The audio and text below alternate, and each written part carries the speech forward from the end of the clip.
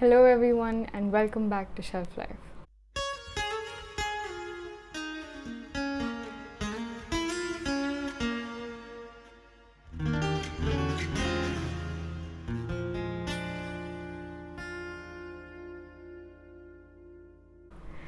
Hello, everyone, and welcome back to Shelf Life. This is Simran, and this is my podcast, Shelf Life. We talk about books, their philosophies, but most importantly, our personal relationship with a book.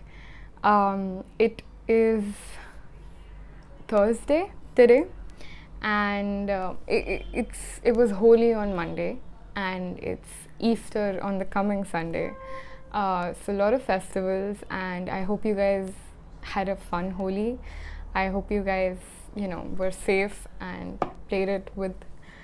If you did play it, or if you do celebrate it, you celebrate it at home with people that you love. So I hope you had a good day.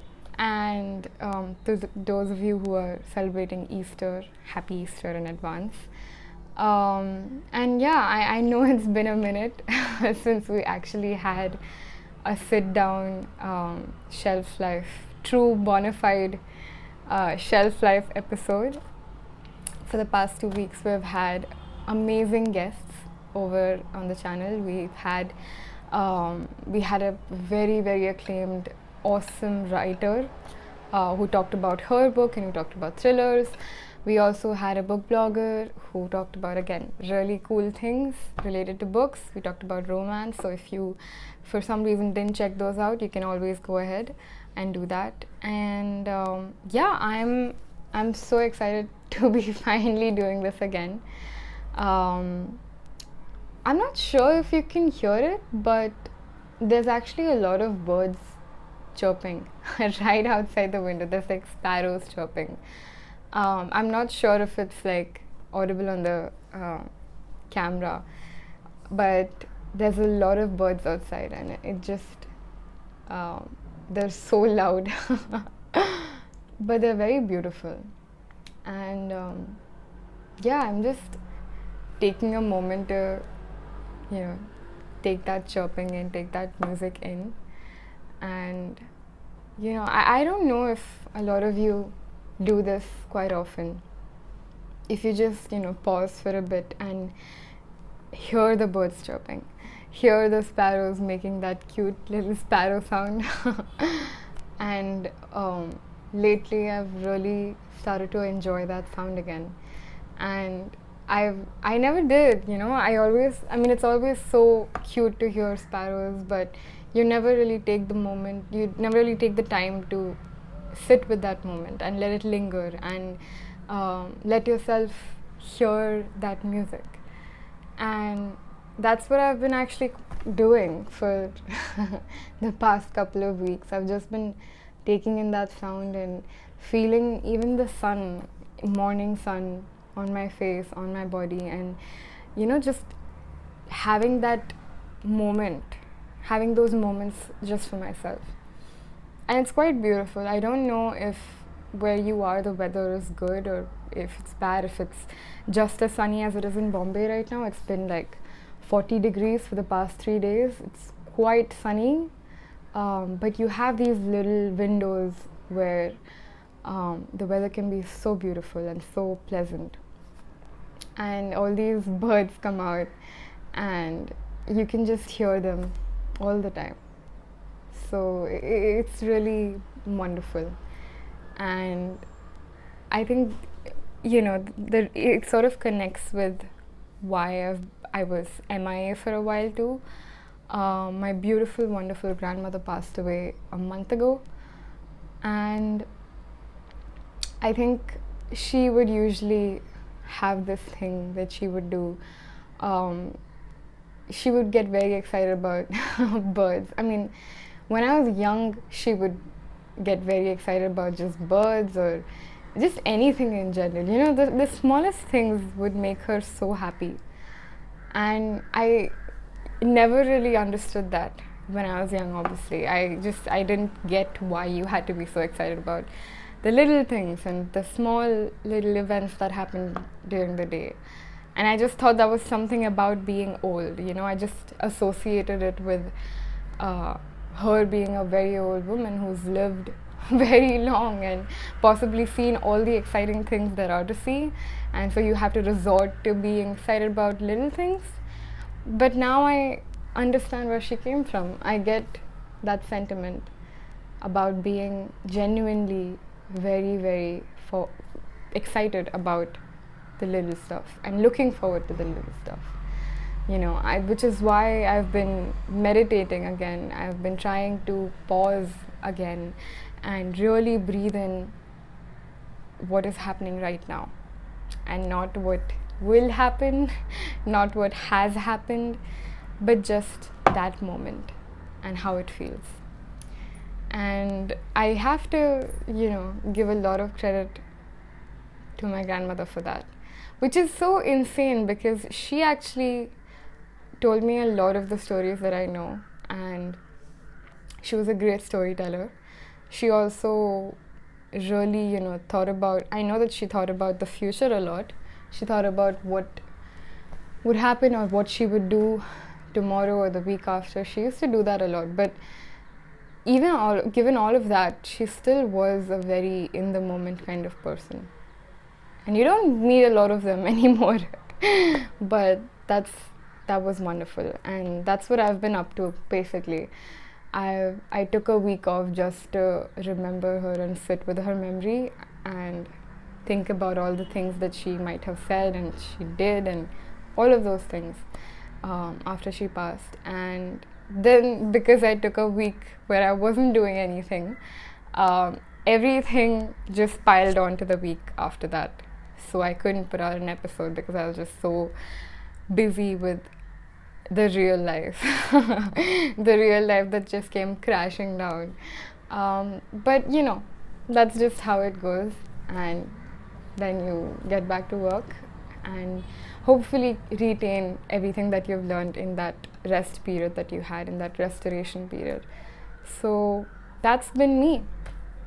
And the reason why I kind of want to dedicate this episode to my grandmother as well is because the book that I picked up, and this is I think a week after she passed, so I picked this book up, and it's so interesting because, okay, I really believe in divine timing, okay? I really believe that things fall together in this very celestial, cosmic way that we don't necessarily understand.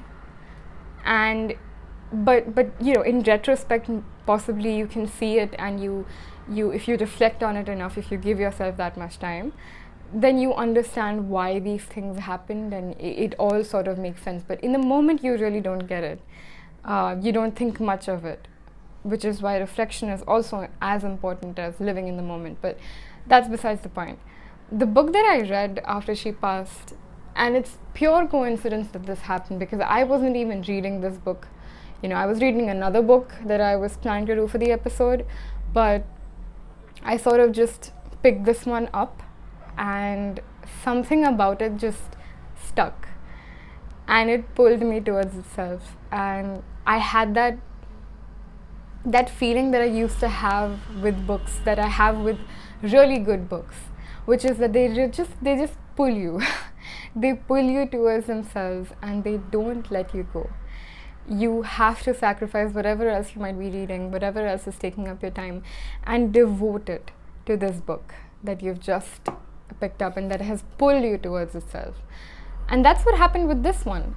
And the book that I'm talking about today is These Are Bodies Possessed by Light by Dharini Bhaskar. Now, These Are Bodies was shortlisted for the JCB prize in 2020. I don't know if it won, but it was shortlisted for sure. And it's a beautiful novel that has, thankfully achieved a lot of praise and a lot of accolades. And even the writer has, I think, received some awards as well. I'm not sure, but I think she has. And again, it's a very, claimed novel now. So I wanted to pick it up because it was on the JCB list. And I bought it, and I didn't read it, and then it pulled me towards itself. And I started reading it. And that's when it really felt like it was intertwining with my life, you know. And that's something that we at Shelf Life talk about endlessly, right? We talk about how books mingle with our real lives. They fit in the corners of our lives that we don't even think they could. They sort of, you know, highlight themselves in all the areas of our life that we never would fit books into, let alone fiction. So that's what the power of story, a good story is. That's what a good story does. It changes you, it moves you, it transforms you, it renews your mind. And you know, if it's something that you really hold very dear to, if it's a time in your life that, you know, that signifies big changes and that signifies something big, some big transformation that's happening, and if you happen to be reading a story that really resonates with that change, it can make all the difference. It can make the transition smoother. It can maybe even make it more difficult, but you know it's going to be so rewarding in the end. Which is why I really stayed with this book, even though it was taking a lot of time, even though I didn't have that much time to stay with it, even though it was, you know, in parts very sad, in parts very, we'll get to that later. But even though it was a lot of things, it was a lot of emotions, I still stayed with it. And in fact, I finished it like 2 days ago, which is crazy because I had to do this episode. And that never happens. I usually give myself a week to really think about a book. So I want to tell you a little bit about the book as well.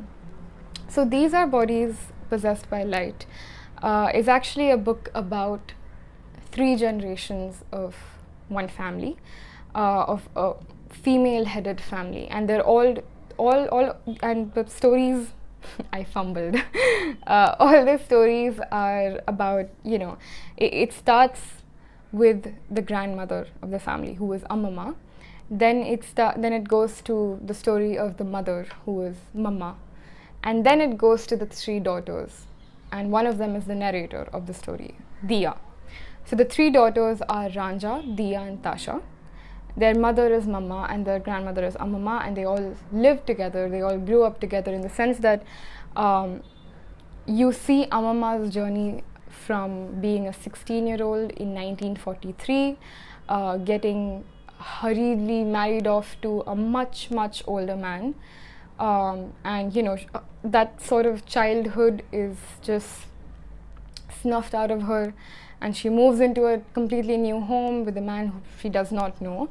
And it's very interesting that there's a line in the book, there's a part in the book where they have to explain what is happening, and the description is just so accurate and so funny at the same time. So Amama's husband, the narrator's grandfather, is described as a man with a rice belly. And I thought that was such a cute way of describing a Tamilian old man. But yeah, so that was the story. That's how the story starts. That's where the story starts. And Amama actually has a boy that, you know, she's sort of friends with, and who's very just interesting, and they're just sort of playing around. But, you know, in the blink of an eye, her whole life changes. And she moves into the house of a husband who's, again, much older, who has a first wife who is supposedly barren, and Amama has to start her life again before it even began. So that's Amama's story. And you know, then you also see Mama's story, which is Amama's daughter.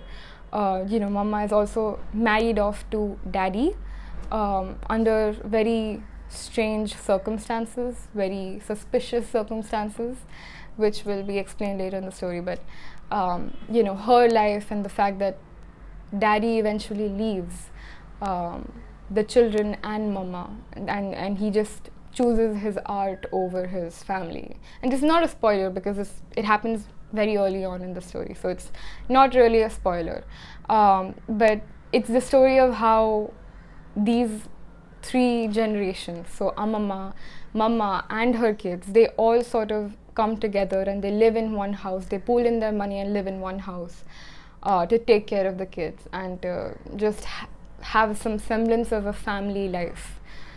So that's essentially the story, and it's all told through Diya, who is the middle child, and you know, her own story and the stories of her sister are intertwined with all of these different stories that are happening. So it's very interesting because the narrative just zigzags across time. It goes from, it starts from Amama, then it goes to Diya, then it goes to Mama's story, then it goes to the story of their childhood. It even travels later on in the last stretch of the novel to their marriages. So the marriages of the girls, you know, the kids grow up and get married. So it travels even there. So it's a vast novel and it covers a lot of ground. And you know, I want to mention here that it's written like a poem. The novel is written like a poem. It's a poet's novel. I think Dharini Bhaskar says it in an interview, that's a poet's novel. Because so much of the sentences, you know, so many sentences are just, they fit together so beautifully and they have this sense of rhythm to it. You know, they have a sense of music to it. The way that you hear these sparrows chirping, and they have that song. And you don't really know how that happens. You don't know what the process of that is. You don't know why you feel like there is a song to it, but it is there. And I felt that very strongly in the book as well. There was this sort of rhythm to the words and the metaphors and all of these things that were woven in together just perfectly. So yeah, it's written very, very beautifully. And this core theme of, and this is a theme that has been, you know, explored and written about a lot in books that are considered women-centric, or in movies that are considered women-centric. In fact, the latest show, the Netflix show, Bombay Begums, if you've seen it, that also has this core theme that we're talking about. And that's a very contemporary show, right? But it has this core theme. And the theme is, you know, the secret lives of women. That women throughout time, regardless of their age, regardless of their sexual orientation, regardless of what they believe, what they don't believe, all lead incredibly reclusive lives, and they have secret lives. And that again becomes very clear in the story as well. Even though, you know, you can see these women failing, you can see these women making very sad choices. You know, you see them making bad choices, you see them making very poorly thought out decisions. And you see them fail and you see them falter and feel all these emotions. But they're all hidden under a veil, and only we are allowed to look into it. Only we as readers, as movie watchers, or just consumers of that story, as listeners of the story, we are led into that emotion. The person themselves, the character themselves, even they are sometimes not led into the emotion. So it's very interesting to see. And there's also this very interesting other theme, which is that, you know, through the story, through the fact that the whole book is from the point of view of Diya, who is a child, and you follow her from childhood, you know, to losing her father, to her father abandoning them, and to seeing her mom take up a job, and seeing her grandmother lose her memory. Through all of this, you see her grow up, you see her, you know, finding love, not finding love, I mean losing in love, all of these things. And she's the only connection we have to all of the characters. But the theme that really strikes out here is that Dharini Bhaskar is trying to tell us that all of us, you, me, Diya in the story, all of us, we are all just mosaics of the people who surround us, of the people who came before us. of the women who came before us, of our mothers and grandmothers and fathers and grandfathers and all of these people. We are just a mosaic of all of them. And do we have the right to make our own decisions? Do we have what it takes to shape our own lives? Or do we just fit into shoes that have already been worn? And that is the question that, Dia keeps facing throughout the book. That is the question that she keeps asking. I mean, she actually doesn't ask herself, which is why, she just sort of goes with the flow, and she sort of she becomes almost like a silent spectator to her own life. But then towards the end, she really starts to ask that question of herself. And that leads to a lot of, revelations. And that's something that you can probably ask yourself as well. And Dharini Bhaskar is trying to ask us that as well. Are we just predetermined to have lives that are similar to those who came before us? Are we just our genes? Are we just our history? Can you escape the history of your family, of the history of everyone who came before you? Or do you have a choice? Do you have a choice to make, maybe really different decisions? Do you have a choice to shape your own life, to write your own history, to start again, to write your own novel that is devoid of all of these other histories, that is separate and that is isolated, that is your own? What is your own? Do you have anything that you own? In fact, Immanuel Kant, who was a very, very interesting philosopher, very famous, very philosopher-y, he actually has this, he actually says this. He asks people in his book, do we actually own our body? Or are we just stewards of it? And it's a very interesting question, and you almost don't know what the answer is, and I don't think any of us do, but if it's something that we actually think about, you can see the patterns there. You can see why you might be living a life that is almost written for you. But do you want to live that life is the question. And it's actually a quote in the book. It says, "We don't choose the stories that frame our lives. Stories sniff us out and claim us." And it's interesting how that sort of happened with me as well when I was reading the book. I didn't choose to read the book. I didn't choose to connect with this story as much as I did. I didn't choose to read it even. But that story just came alive and pulled me towards itself. That it just claimed me. This story especially claimed me.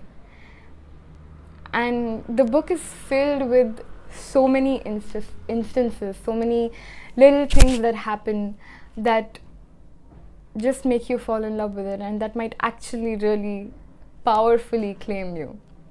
In fact, there's a part in the book where Amama, who, after being widowed, she's newly widowed now, she decides to go on a solo trip to New York. And there's this entire chapter about, how she's just walking down the streets of New York and she's wearing this 9-yard yellow sari. And this is like, I think this is supposed to be the 80s, if I'm not wrong, 70s or 80s, right? And she's just walking down the street and she's going to cafes, she's dancing on the road with these, those break dances that they have, I guess. And she's just, dancing and walking around, and it was such a powerful image, and that really reminded me of my grandmother. And my grandmother actually had that experience as well. She came to the US alone, on her own, completely, and she was like 60 maybe at the time, 60 or 60 plus, and she traveled to the United States alone in a plane for the first time in her life, going abroad. And she had come there to see me. Actually, I was born in the US, and she traveled all the way just to see me and hold me and be with me and my mom. So that's a story that we at home in my family keep retelling all the time.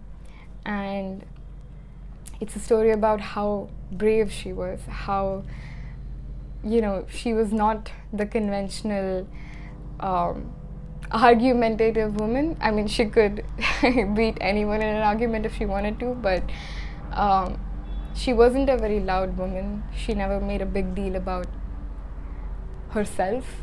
In fact, her whole life was just dedicated to everybody but herself.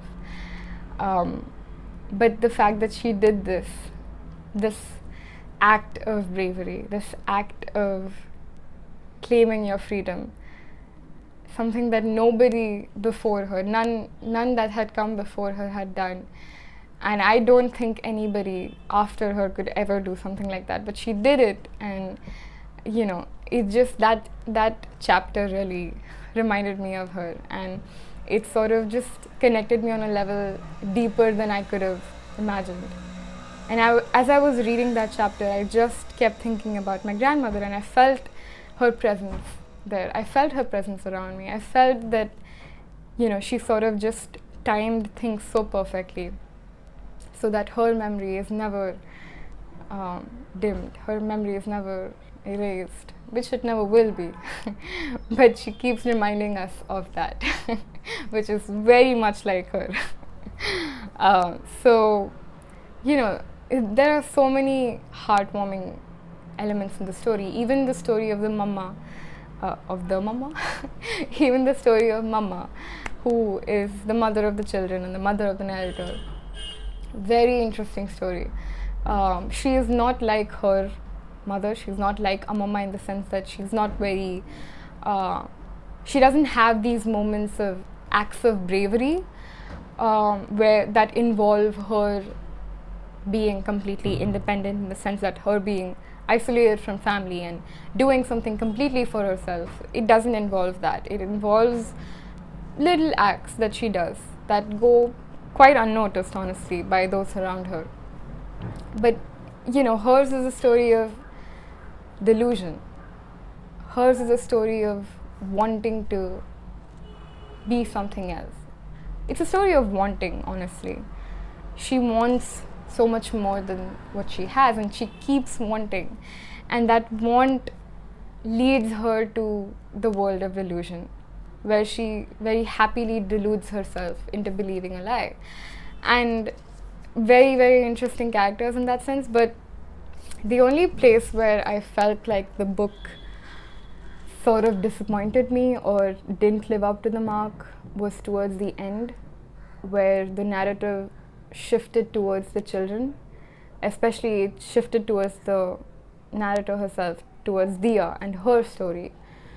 And I just couldn't connect with it at all. It felt like someone had mixed a young adult novel into a classic. Which okay, that sounds bad. I don't mean to, insult young adult novels or anything, but I don't know, it just felt so out of place. It just didn't feel like it fit. And after one point, it gets so repetitive. Dia's story gets so one-dimensional almost, where it just gets into this mode of self-pity that didn't fit, it doesn't fit. It didn't fit what happened in the initial chapters or that happened till the last stretch of the book. It just didn't fit, and I genuinely didn't like it. In fact, the last couple of pages, the last 100 pages in fact, I struggled to get through it because I had completely almost lost interest. I was more interested in every other character except Dia, except the narrator. Like I had no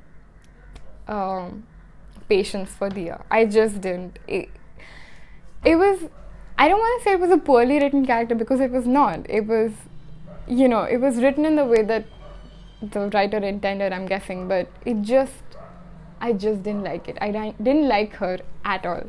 If I met Diya in real life, I would just not, I would run. And I know you're not supposed to judge characters when you're reading a book, and you should stay away from judging them, but I couldn't help myself. She was so unlikable. And maybe that was on purpose. I'm sure that was on purpose, but I just could not connect to any bit of her at all. And it felt very out of place with the rest of the novel. So that was my, that was like a little thing that I had with the book that I just didn't like. And maybe this is not the case for everyone. Maybe people might be able to connect with Diya more, possibly. I don't know. I just didn't like it. I didn't like it at all. And, I would love to know if you read the book and you connected with that character, if you connected with what she stood for, what she was saying, what she was doing, but I just couldn't. And I would love to hear why. I would love to hear why you connected with her. So, let me know if you've read this book, if you're planning on picking it up. Let me know. But yeah, that was my short review about These Are Bodies. I did love this book. I loved it a lot. I want to believe that my grandmother sort of placed it in my life, sent it across through the various channels that you have between heaven and earth. I want to believe that she had some sort of role in me reading the story and coming to the story coming to me. So I do believe that. And I don't think it would be completely incorrect, or it would be an exaggeration to say that I feel her presence quite strongly everywhere. Even when you're doing this episode, I hope that some part of who she was could have reached you as well. And it could have maybe made sense to you, or maybe you felt connected to her as well. I hope you did, but if not, I would want you to read this book and sort of imagine your own grandmothers as well. And if you have them around, give them a tight hug. If not, read the book and sort of imagine what their life could have been. And a lot of the book is also about that, about how Diya is, sort of constructing the lives of her grandmother and her mother with her own imagination, with her own memory, with her own interpretation of things. And, when the book starts and halfway through the book, you sort of think, okay, this is fact. This is what has happened. These are the lives that they led, and these are the choices that they made. This is the series of events that happened in Amama and Mama's life. But then there's a point where I think it's Ranja who asks Diya, why do you think this happened? Why did you take it in this way? Why do you think that Amama did this, or Amama would have done this? This is your interpretation of her life. And that's where you sort of realize, okay, maybe everything that I've read up until now about Amama and Mama is just Diya's evaluation of them. And it's born out of her own memory.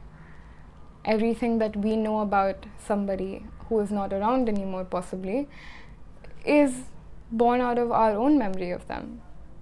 So it's quite possible that you don't remember a person the same way I might remember a person, right? And it's very interesting the way that, memory again plays a part in all of this. The strange concept of memory that we keep coming back to. So read the book for all of these reasons.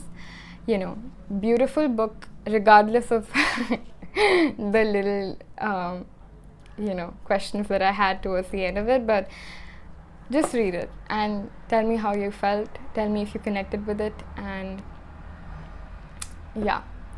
Thank you so much for tuning in, and I hope you have a beautiful day wherever you are. I hope you take some time to pause today, to just slow down, to listen to birds, to listen to some sort of music, or just to listen to silence. Listen to silence. I hope you feel the sun. I hope you feel the moon. I hope you feel everything there is to feel. And I hope you have a really, really good day.